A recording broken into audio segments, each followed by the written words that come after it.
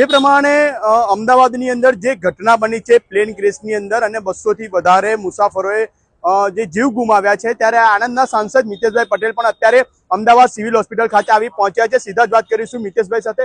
મિતેશભાઈ, ખૂબ જ કાળો દિવસ કહી શકાય ગુજરાત માટે।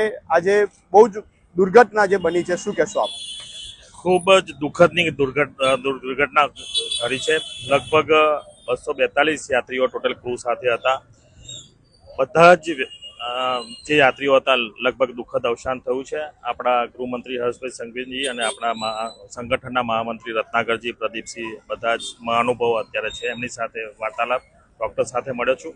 આણંદ જિલ્લાના 33 યાત્રીઓ આપણા હતા, આમાં મુસાફર કરતા હતા। લગભગ 30 યાત્રીઓનું આમાં દુઃખદ અવસાન થયું છે। એમનું લિસ્ટ પણ આવી ગયું છે। આપણા પૂર્વ મુખ્યમંત્રી વિજયભાઈ રૂપાણીજીનું પણ દુઃખદ અવસાન થયું છે। ખૂબ દુઃખની ઘટના છે।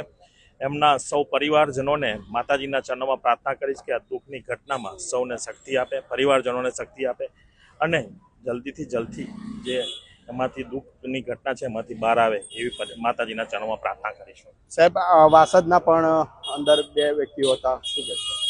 વાસદના 3 વ્યક્તિઓ હતા। મારો મિત્ર રજની પટેલ કરીને હતો, એ પણ હતો। એ મારી સોસાયટીમાં જ રહે છે।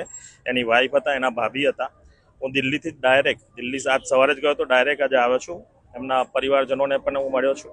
એમને મેં સાંત્વના આપી છે અને કહ્યું છે કે આ દુઃખદની ઘટના છે। દુઃખદની ઘટના 242 જેટલા યાત્રીઓ હતા પ્લેનમાં। ખરેખર ખૂબ દુઃખની ઘટના છે। આમાંથી કઈ રીતે શું કરવું એ જ ખબર નથી પડતી।